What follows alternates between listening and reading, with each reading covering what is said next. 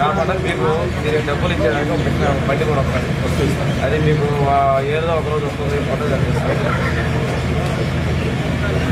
శుభ్రంగా ఉంచడంలో సహాయం చేస్తుందని నమ్ముతూ ఈ రోజు నుండి నా తోటి వారికి కూడా స్వచ్ఛతపై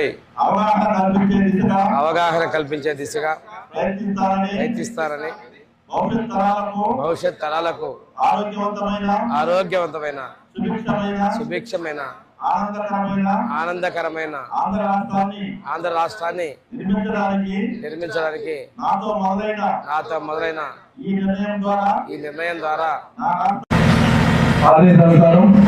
మనం ప్రతి నెల 3వ శనివారం ఈ కార్యక్రమాన్ని రాష్ట్రవ్యాప్తంగా చేసుకోవడం జరుగుతుంది. అవసరం ఉంది. ఈ విషయం మీద ఉప ముఖ్యమంత్రి పవన్ కళ్యాణ్ గారితో నేను మొన్న విశాఖపట్నంలో కూడా మాట్లాడటం, అదొకసారి రివ్యూ చేసి మనం ఇవ్వాల్సిన ఆవశ్యకత ఉందో కూడా వారికి నేను చెప్పడం జరిగింది. ఇంకోటి, జిల్లాలో ప్రధానంగా ఉన్నటువంటి మనందరికీ కూడా తాగునీటికి సాగునీటికి ఉన్నటువంటి వెలుగొండ ప్రాజెక్టుని ఎట్టి పరిస్థితుల్లో ఈ సంవత్సరాంతానికి పూర్తి చేయాలనే ఉద్దేశంతో మొన్న 700 కోట్లు కేటాయిస్తే అందులో జీతాలు మిగిలిన వాటికి పోను మనం 450 కోట్లు ప్రాజెక్టుకి ఇస్తున్నాం. రేపు పూర్వోదయ పథకం కింద ఈ ప్రకాశం జిల్లాని పక్కన వాళ్ళకి ఇబ్బంది పడే పరిస్థితులు. ఇందుకోసం అని చెప్పేసి పారిశుధ్యానికి ప్రత్యేకంగా గత ప్రభుత్వంలో నిధులు రాకపోతే పంచాయతీలకి మన ప్రభుత్వం వచ్చిన తర్వాత పంచాయతీరాజ్ శాఖ మంత్రులు ముఖ్యమంత్రి ఉప ముఖ్యమంత్రి పవన్ కళ్యాణ్ గారు చొరవ తీసుకొని ఆ నిధులకి రిలీజింగ్ కూడా చర్యలు తీసుకోవడం కూడా జరిగింది. ఇంకో విషయం ఏంటంటే, పిల్లల ఆరోగ్యం పట్ల కూడా ముస్తాబు కార్యక్రమం తీసుకొని వచ్చి స్కూల్కి వెళ్ళేటప్పుడు వాళ్ళ చేతులు శుభ్రంగా కడుక్కోవడం దగ్గర నుంచి వాళ్ళు అందుబాటులో ఉండేది. ఇవన్నీ కూడా ఈ కార్యక్రమంలో భాగంగానే ముస్తాబును కూడా ముఖ్యమంత్రి గారు ప్రత్యేకంగా ఫాలోఅప్ చేస్తున్నారు. టీచర్ల దగ్గర నుంచి ఎంఏఓ దగ్గర నుంచి ఎంతమంది పిల్లలు శుభ్రంగా వచ్చారు, గోర్లు కడుక్కొని వచ్చారు, అన్నం తినే ముందు చేతులు కడుక్కున్నారు.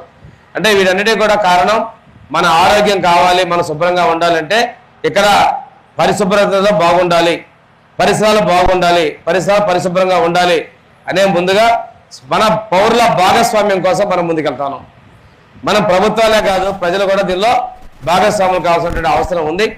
నేను ఒకటే చెప్తున్నా,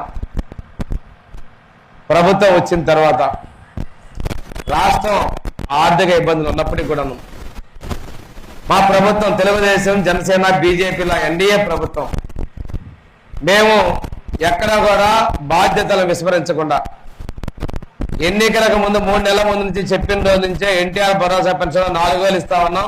మొదటి నెల 7,000 రూపాయలతో మొదలుపెట్టి ప్రతి నెల పెన్షన్లు పంపిణీ చేస్తా ఉన్నాం.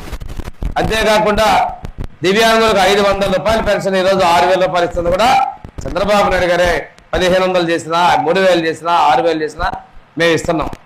ప్రతి ఒక్క ఆడపడుచు కూడా సంతోషంగా ఉండాలని ఆడబిడ్డల కోసం దీపం 2 కింద గ్యాస్ ఇచ్చాం. నేను ఒక్కటే చెప్తున్నాను, పంచాయతీ సెక్రటరీలు కానీ తహసీల్దార్లు కానీ డీలర్ల ద్వారా అడగండి.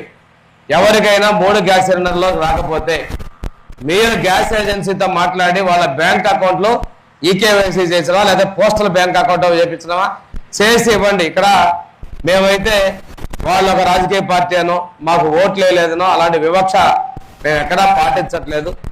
ఎందుకంటే గతంలో వాళ్ళు చేశారు, ఇక్కడ ఉన్న వాళ్ళు బతుకున్నా కానీ చెప్పేసినట్టు పెన్షన్లు బికేయటం కానీ, ఇక్కడ ఉన్న వాళ్ళు తీసుకొని శ్రీకాకుళం పంపించేసి పెన్షన్లు తీసేయడం కానీ దుర్మార్గాలు చేశారు. మేము అలాంటి చేయరా.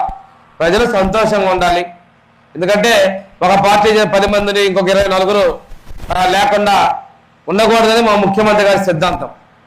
రాష్ట్రం బాగుపడాలి, అందుకని ఆయన P4 విధానం తీసుకొచ్చి పేదరికం లేని సమాజాన్ని నిర్మించాలనేది ముఖ్యమంత్రి గారి ఆలోచన, వారి యొక్క ఆశయం.